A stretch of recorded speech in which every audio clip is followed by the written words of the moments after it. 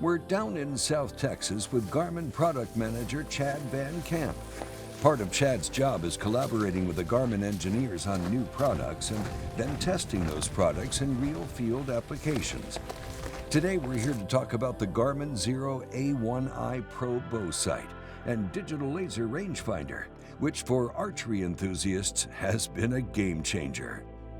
Traveling down from Kansas with his electronics safely packed away, the first order of business is reassembly, and Garmin has made that a cinch. So if you're like me and you have to travel with your bow from time to time, and especially if you're using an airline, you're going to want to put it in a really solid protective case. And the issue with most sights, and our sight included, is that it sticks out too far and it doesn't fit inside the case. So when we developed the A1i Pro, one of the core features we wanted to add was to ensure that it was easily removable and then reattaches exactly like you had it before when you set the sight up. Pull the bow out, and it's got a groove here which aligns with the screw. The A1i Pro offers two different mounting systems. For the dovetail mount, all you need to do is reset the two screws using a hex wrench, and then attach the micro USB cable, and you're ready to head to the range.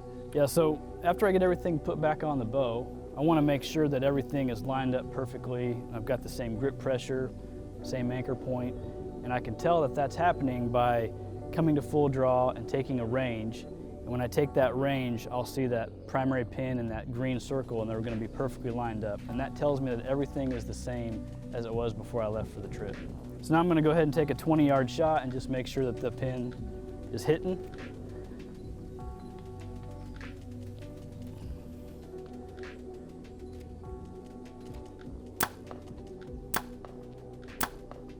So after reshooting 50, arrows are hitting the bullseye where I want them to, so I'll tell it yes. It says setup complete. My max range is 82 yards, and I'm ready to go hunting out to that max distance. With his gear in order, it's time to head into the field. Just another tough day at the office for Chad.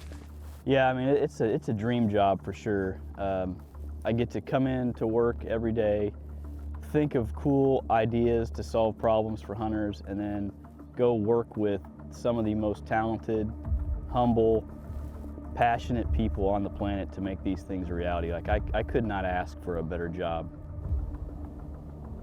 Sitting in a tree stand, it's late afternoon. It's hot out, near 90 degrees, but there's a few whitetail already in the field. So I'm from Kansas, and so in Kansas, when you see a deer, you don't have time to think. It's all reaction. You're gonna get 2 seconds to take that shot, and it's different down here. Down here, the deer are still wild, but they're not moving as fast. They're kind of milling around, and they kind of come in, they get comfortable, and so you don't have to rush things. Watching until the sun faded and the last deer left, Chad headed back to camp. Early the next morning, he decided to switch things up. Yeah, so day 2, we went to a spot in a ground blind called the Dead End, and it's where a road ends, and a lot of deer come in there, and so it was 2 hours of don't move, don't breathe. Had a real nice 9-point come in, and got drawn back on him twice, but the rut's kind of getting underway down here, so he'd go chasing the doe. Felt bad I missed those opportunities, but at the same time, we didn't really spook him. So we were hoping that he would be there the next day.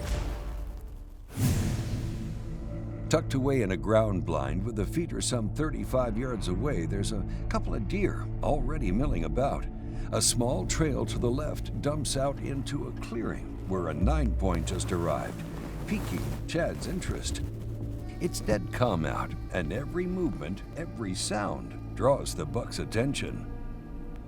Wary, the buck abruptly turns and disappears into cover. Some good bucks coming in here, so I had a nice 9, like right out in front of the blind, and it gave me a perfect shot opportunity. I drew back, was just getting ready to squeeze the trigger, and there was a buck behind us, and he was staring at, and all of a sudden he just whipped and turned. It's dead calm out here this morning, not a drop of wind, and they were right on top of us. So, but we're getting closer, we're in the right places, so it'll happen. I think it was about just before 8, and this big 9 shows up. He's calm, he's feeding, everything looks good, but I got a couple extra set of eyes on me in the blind, and it is dead quiet still that morning. There's no wind. You know, anytime you shift in the chair or, you know, move your arms together, those deer would pop their head up and look, and then, you know, you just freeze. So finally the deer starts to make its way towards us, and I said, okay, here we go. And I draw back. I think it was a 27-yard shot I'm very comfortable making. Settled the pin on the vitals broadside, released the arrow, felt good. Shot goes high.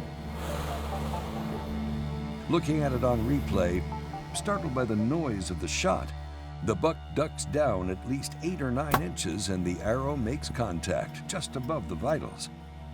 So we gave it a couple of hours, and then we went back to the spot, and 3 or 4 yards from where I'd shot the animal, we found the front end of my arrow with the broadhead on it. Here's my arrow.